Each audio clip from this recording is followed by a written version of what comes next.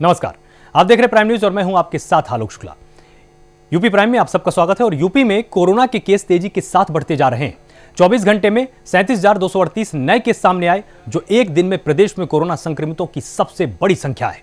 लखनऊ में कोरोना के 5,000 से अधिक मामले सामने आए और वहीं कोरोना के चलते प्रदेश में 199 लोगों की मौत हुई है।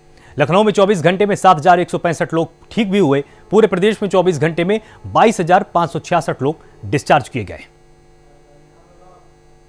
प्रदेश में कोरोना से मरने वालों की संख्या 10,737 है।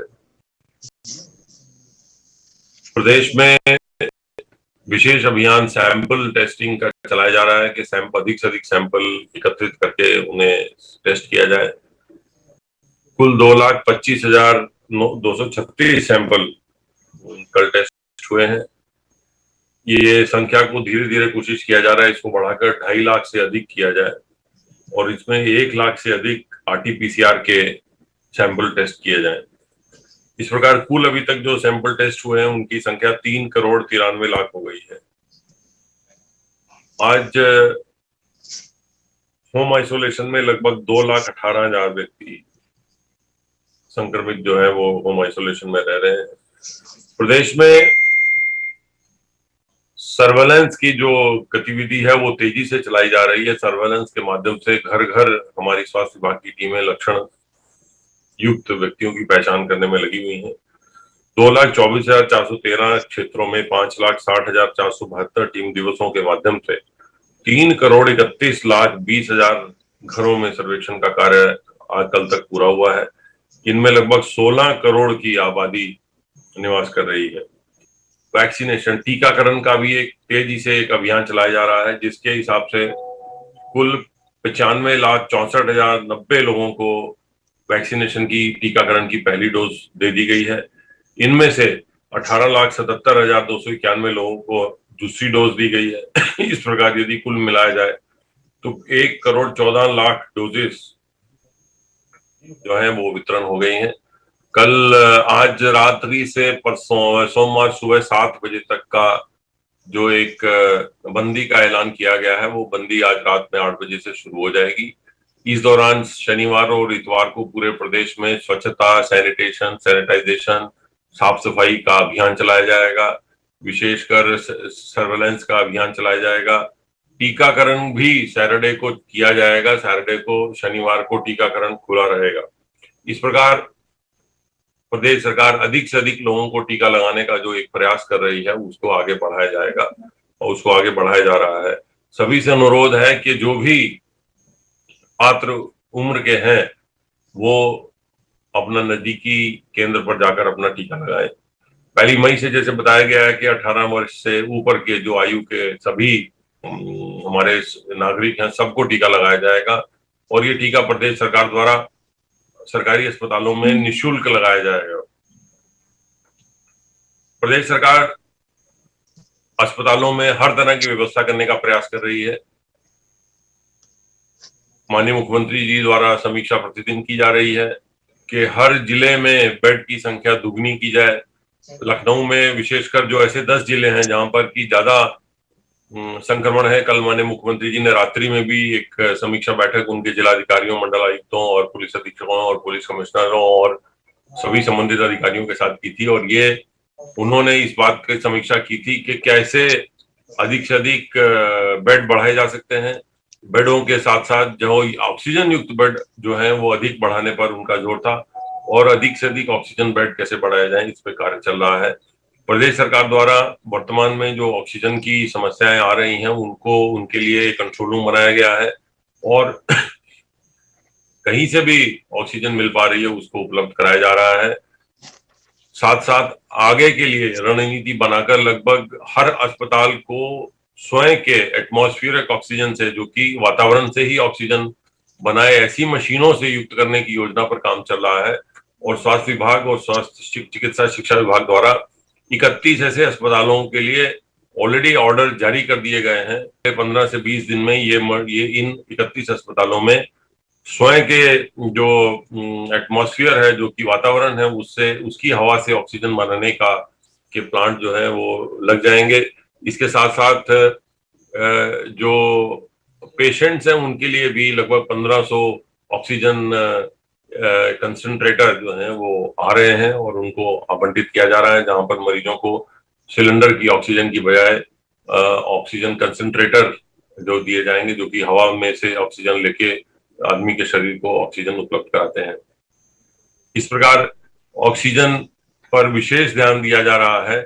आप सबसे नागरिकों से मेरा अनुरोध है, सभी लोगों को ऑक्सीजन की आवश्यकता नहीं पड़ती है। ऑक्सीजन की आवश्यकता केवल 1 या 2% अधिक से अधिक ऑक्सीजन की आवश्यकता पड़ेगी और वो अपना ऑक्सीजन सिलेंडर को लेके एक इकट्ठा करने की होड़ न करें। ऑक्सीजन उपलब्ध रहेगी, प्रचुरता में उपलब्ध रहेगी। प्रदेश सरकार, भारत सरकार, सभी लोग ये प्रयास कर रहे हैं कि कहीं से, जहां भी, जिस भी स्रोत से हो सकता है, ऑक्सीजन की उपलब्धता सुनिश्चित कराई जाए। उसके लिए ट्रेन से, टैंकर से, जहां से भी हो सकता है, ऑक्सीजन की उपलब्धता सुनिश्चित कराई जा रही है। एक और जो इम्पोर्टेंट चीज बात उन्होंने, माननीय मुख्यमंत्री जी ने कही, वो मैं आप सबकी जानकारी में डालना चाहता हूं कि कृपया करके अफवाहों से बचें। बहुत सारे ऐसे असामाजिक तत्व इस समय अफवाहें फैलाकर वातावरण बिगाड़ना चाहते हैं, जनता में एक डर का माहौल पैदा करना चाहते हैं। कृपया आप अफवाहों से बचें। आवश्यक दवाइयां, ऑक्सीजन, बेड, ये सब का निरंतर इसका प्रबंधन कर रही है और सबके लिए व्यवस्था कर रही है। आम नागरिकों से अनुरोध है कि वह सावधानियां बरतें, मास्क का निरंतर उपयोग करें, भीड़ भाड़ में न जाएं, हाथ लगातार धोते रहें और यदि आपको संक्रमण हो भी गया है तो आप अपनी ऑक्सीजन का स्तर, उसको आप रेगुलेट करें, उसको आप देखते रहें। हर आदमी को अस्पताल जाने की आवश्यकता नहीं होती है। हमारे लगभग जो, जैसे मैंने आपको बताया, कुल मरीजों में से 2 लाख से ज्यादा मरीज जो है, जो संक्रमण से प्रभावित लोग हैं, वो घर पर ही रहकर वो अपना इलाज कर रहे हैं और घर पर ही रहकर वो ठीक हो जा रहे हैं। इसमें सावधान रहने की आवश्यकता है और जो भी पात्र हैं वो कृपया करके टीका लगवाएं, टीकाकरण कराएं, क्योंकि टीका लगने के पश्चात संक्रमण का असर उतना नहीं होता है और टीका काफी हद तक संक्रमण के अटैक से हम सबको जो बचाता है। माननीय मुख्यमंत्री जी ने पुलिस को भी निर्देशित किया है और आज लखनऊ में रेमडेसिविर और कुछ और दवाइयों को ब्लैक करते हुए एक गिरोह को पकड़ा भी गया है। इसीलिए सभी नागरिकों को यह अनुरोध किया जाता है कि न तो ऑक्सीजन की हर आदमी को आवश्यकता है और ना ही रेमडेसिविर के इंजेक्शन की हर आदमी को आवश्यकता है। बहुत ही कम लोगों को इसकी आवश्यकता पड़ती है और उतनी मात्रा में प्रदेश सरकार उपलब्ध करा रही है। ये जो हर आदमी को लेने की जो एक इच्छा है कि मुझे भी ऑक्सीजन का एक सिलेंडर मिल जाए, मैं भी रेमडेसिविर की दवा ले लूं, उससे एक अनावश्यक रूप से भगदड़ न मचे। इसके लिए सबसे अनुरोध किया जाता है कि वह सावधान रहे।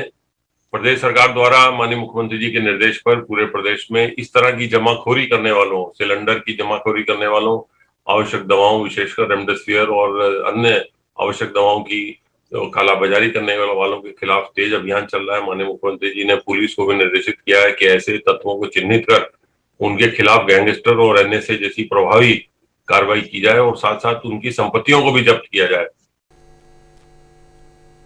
यूपी के स्वास्थ्य मंत्री ने ऑक्सीजन संकट पर एक बड़ा बयान दिया है।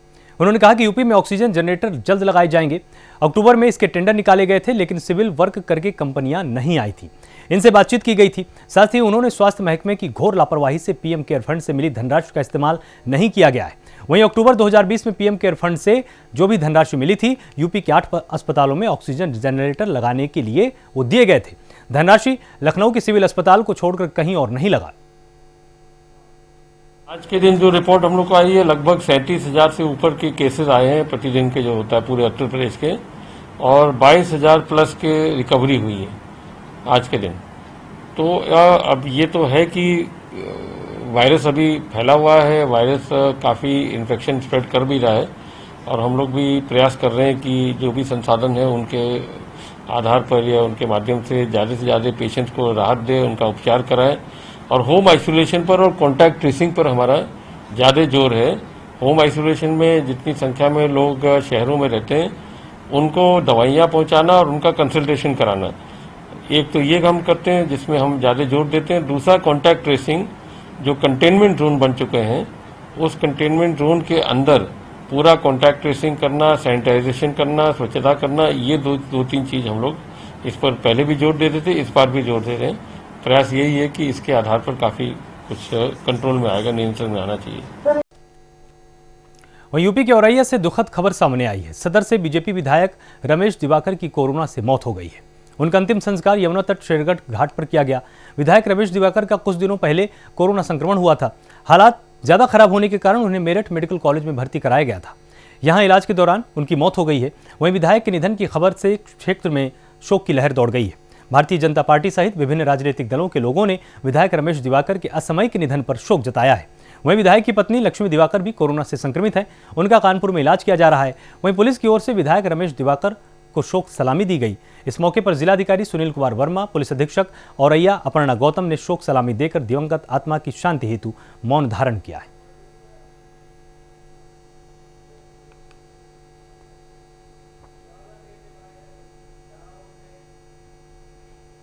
यूपी के चिकित्सा शिक्षा मंत्री सुरेश खन्ना ने एक बड़ा दावा किया है।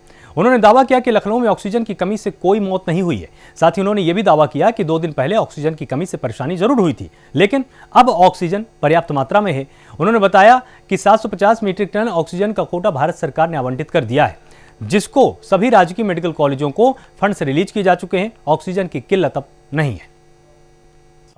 कोई पैनिक क्रिएट करने की जरूरत नहीं है। मैंने कहा ना कि इस प्रकार की खबरों में कोई दम नहीं है और ऑक्सीजन की कमी से कोई मौत हुई ऐसा मेरे संज्ञान में नहीं है। सर, अभी कितनी डिमांड है? आप कह रहे हैं कि सप्लाई ज्यादा है, डिमांड कम है। कितनी डिमांड है और कितनी सप्लाई ऑक्सीजन हो रहा है? देखिए, 750 मीट्रिक टन का कोटा हमको मिला है और 750 मीट्रिक टन हमको ऑक्सीजन मिलेगी। इसमें कोई कोताही नहीं है, लेकिन हमारी जो सप्लाई है वो दूरस्थ क्षेत्रों से होने की वजह से ट्रांसपोर्टेशन में समय लग जाता है और कोई वजह नहीं। कोरोना के समय में जब लोग एक दूसरे से मिलने से कतरा रहे हैं, तो इसी समय में बुलंदशहर के डीएम रविंद्र कुमार ने लक्ष्मी लाइफलाइन कोविड सेंटर जाकर मरीजों से मुलाकात की है, उनका हालचाल जाना, साथ ही कोविड की सुविधाओं का जायजा भी लिया है। मरीजों को जरूरी सुविधाओं को पहुंचाने के निर्देश दिए गए। वहीं डीएम रविंद्र कुमार ने मरीजों के जल्द से जल्द स्वस्थ होने की कामना भी की है। तो डीएम ने कोविड सुविधाओं का जाकर जायजा लिया है, मरीजों को जरूरी सुविधाएं पहुंचाने के निर्देश दिए हैं। साथ ही ये कहा है कि ऑक्सीजन की आपूर्ति लगातार बनी रहनी चाहिए। साथ ही डॉक्टर्स को भी निर्देश दिए कि किसी भी प्रकार का दुर्व्यवहार मरीजों के साथ न किया जाए और जो अस्पताल में साफ सफाई है उसका विशेष ध्यान रखिए, क्योंकि कहीं ऐसा ना हो कि एक सामान्य मरीज यहाँ पर आए और अपनी जाँच के लिए आए और वो अपने घर संक्रमित होकर जाए। तो इन तमाम चीज़ों का ध्यान रखिए। जो भी कोविड का प्रोटोकॉल है उसका ठीक से पालन कीजिए और जो भी बुनियादी सुविधाएं चाहिए उसको लगातार जिला प्रशासन को बताया जाए और जैसी मांग की जाएगी हर तरह की संभव मदद जिला प्रशासन द्वारा अस्पतालों को की जाएगी। रामपुर में कोतवाली टांडा क्षेत्र के गांव में बच्चों के मामूली विवाद में पूर्व प्रधान और मौजूदा प्रधान पक्ष के कई लोगों को जमकर आपस में झगड़ा हुआ है और जमकर लाठी डंडे चले। लाठी डंडों के साथ साथ पत्थरबाजी और फायरिंग भी की गई। फायरिंग से गांव में पूरे गांव में हड़कंप की स्थिति है। घटना की सूचना मिलने पर पुलिस मौके पर पहुंची और 6 लोगों को हिरासत में लिया गया। पुलिस ने 26 नामजद सहित 10 अज्ञात लोगों पर एफआईआर दर्ज की।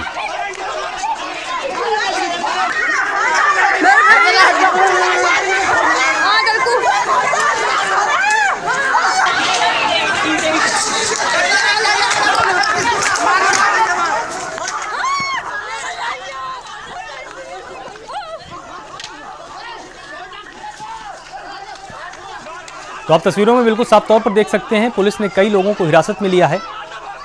लगातार तस्वीरों के माध्यम से आप समझ सकते हैं पूर्व प्रधान और जो मौजूदा प्रधान है उन दोनों पक्षों के बीच में जमकर पत्थरबाजी हुई है, लाठी डंडे चले और साथ ही इसी बीच फायरिंग भी हुई, जिसके बाद से गांव में दहशत का माहौल है और लोग अंदेशा जता रहे हैं कि आगे भी कोई बड़ा हादसा गांव में हो सकता है।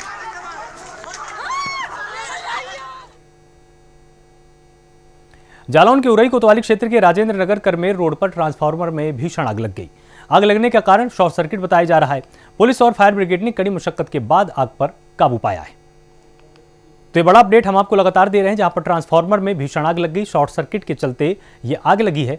फायर ब्रिगेड ने आग पर काबू पाया है। तस्वीरों में आप साफ तौर पर देख सकते हैं कि किस तरह से यहां पर यह बड़ा हादसा हुआ है। शॉर्ट सर्किट के बाद यहां पर भीषण आग लगी। ट्रांसफार्मर धूं-धूं करके जलता रहा। इसके बाद ग्रामीणों ने यहां पर दमकल विभाग को सूचना दी। जब फायर ब्रिगेड की टीम पहुंची तो कड़ी मशक्कतों के बाद इस आग पर काबू पाया गया।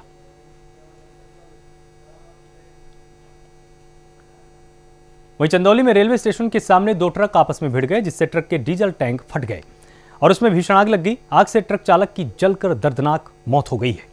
घटना से पूरे इलाके में हड़कंप है।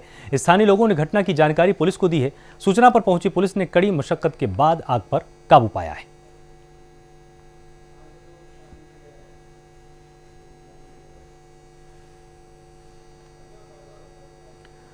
तो आप तस्वीरों में साफ तौर पर देख सकते हैं, ये 2 ट्रक आपस में भिड़ गए थे, जिसके चलते एक ट्रक का डीजल टैंक अचानक फट गया और चिंगारी की वजह से ट्रक ने आग पकड़ ली। हालांकि आपको ये बताएं कि आग इतनी तेजी के साथ लगी कि चालक को भागने का मौका भी नहीं मिला और चालक की उसी आग में जलकर दर्दनाक मौत हो गई। उसके बाद पुलिस कर्मचारी वहां पर पहुंचे और किसी तरह से बहुत ही मुश्किल से आग पर काबू पाया गया, लेकिन तब तक एक ट्रक जलकर बुरी तरह से खाक हो चुका था।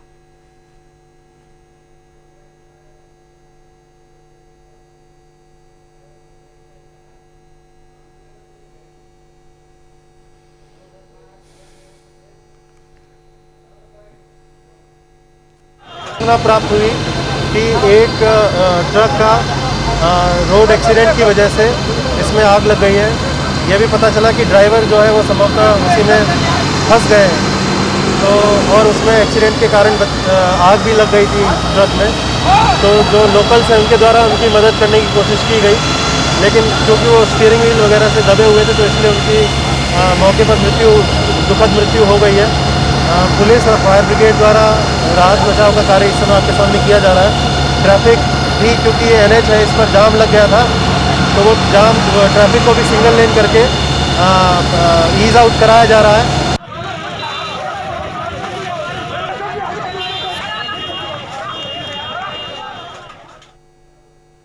रायबरेली के पूर्व विधायक सुरेंद्र बहादुर सिंह ने कोरोना काल में जिला प्रशासन की मदद के लिए अपने हाथ आगे बढ़ाए।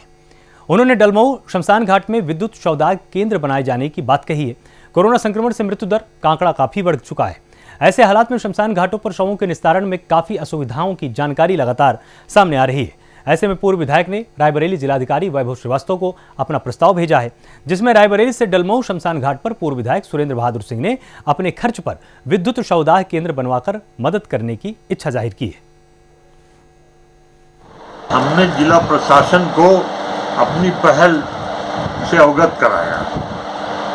जैसे पिछले कोरोना काल में हमने कम से कम 1.5 महीना लालगंज में 500 पैकेट हमने खाना वितरित किया।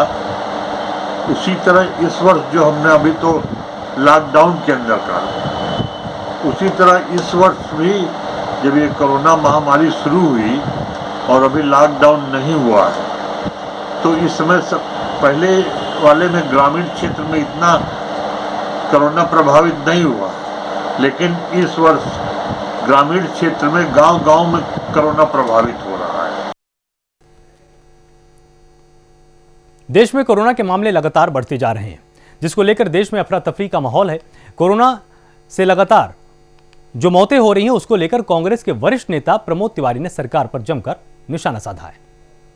बहुत आहत मन से मैं जानना चाहता हूं भारत की सरकार से, प्रधानमंत्री जी आपसे, आज लाशों का अंबार भरा पड़ा है शमशान घाट, कब्रिस्तान में जगह नहीं बची। एक एक परिवार में लोग अपनों को खो रहे हैं। 3,32,000 तो आज तक दुनिया में कभी किसी देश में पूरे दौर में नहीं हुआ। एक दिन में लोग संक्रमित हो रहे हैं कोरोना से। मैं जानना चाहता हूं प्रधानमंत्री जी, आपने और आपकी सरकार ने ये इजाजत क्यों दी कि ऑक्सीजन सामान से दुगना ज्यादा, 10-20% नहीं, निर्यात कर दी गई दूसरे देशों में? आपने ये इजाजत क्यों दी कि वैक्सीन पश्चिम बंगाल के चुनाव के लिए बांग्लादेश में बांटा है, नेपाल में बांटा है, पाकिस्तान में बांटा है, 80 देशों में बंटवा दिया आपने? पर प्रधानमंत्री जी, बहुत दुखी मन से आपसे पूछना चाहता हूं कि पिछली बार तो आपने कह दिया कि देश तैयार नहीं था, पर अब तो 14 महीने मिले थे। क्या इंतजामात किए आपने 14 महीने में? कितने बेड बढ़ाए, कितने अस्पताल बढ़ाए, क्या इंतजाम किया? क्या आपको मालूम नहीं था कि जब दूसरी लहर कोरोना की यूरोप और अमेरिका में आई थी तो उसने कहर बर्पा कर दिया था। यहां भी वैज्ञानिकों ने चेतावनी दी थी कि आएगी तो बहुत घातक होगी, पर आप चुनाव लड़ते रहे। बिहार, बंगाल, तमिलनाडु, केरल, आपको देश और देशवासियों की फिक्र नहीं रही। हमें जवाब चाहिए प्रधानमंत्री जी। अब ये मत कह दीजिएगा कि अभी आबादी के हिसाब से प्रतिशत कम है। अरे अब भी तो खोलिए भारत सरकार के खजाने, जो हमारा है, देशवासियों का जिस पर हक है, और दीजिए 7,500 रुपए हर गरीब आदमी को, जिससे वो घर में कैद हो जाए, रहे, मजदूरी के लिए बाहर न निकले। वही सबसे ज्यादा मौका है।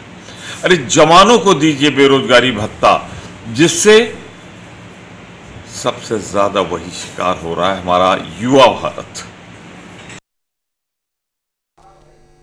बदायूं राजकीय मेडिकल कॉलेज की बड़ी लापरवाही सामने आई है। दरअसल लाखों के उपकरण बंद कमरे में धूल फांक रहे हैं। कोरोना काल में मरीजों को यहां पर ठीक से इलाज नहीं मिल पा रहा। ऑक्सीजन और वेंटिलेटर राजकीय मेडिकल कॉलेज की धूल फांक रहे हैं। वहीं उपकरणों का वीडियो वायरल हुआ है, जहां पर जिले का एकमात्र मेडिकल कॉलेज की व्यवस्थाएं फेल होती हुई नजर आई हैं। कोविड काल में जिले का एकमात्र मेडिकल कॉलेज है L2 हॉस्पिटल, जहां पर किसी भी तरह की चिकित्सकीय सुविधाएं देखने को नहीं मिली।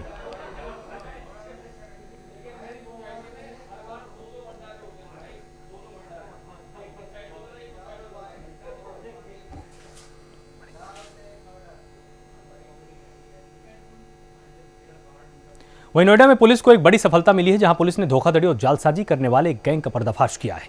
पुलिस ने गैंग के 7 सदस्यों को गिरफ्तार किया। आरोपियों के पास से 19 लाख रुपए और 4 फर्जी Aadhaar card, 5 ATM card, 10 mobile phone और एक कार बरामद की गई है।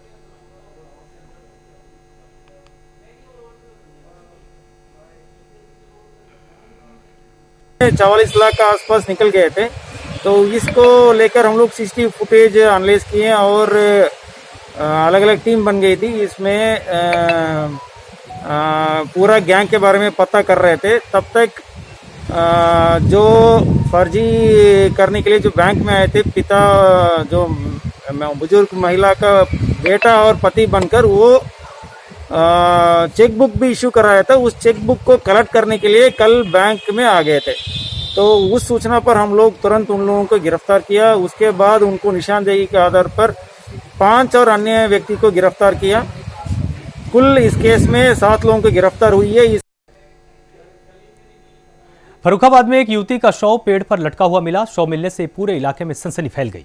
घटना की सूचना मिलने पर पुलिस मौके पर पहुंची और शव को कब्जे में लेकर पोस्टमार्टम के लिए भेजा गया है। वहीं मृतका के भाई ने गांव के ही 5 लोगों पर रेप कर हत्या करने का आरोप लगाया है। पुलिस मामले की जांच में जुटी हुई है।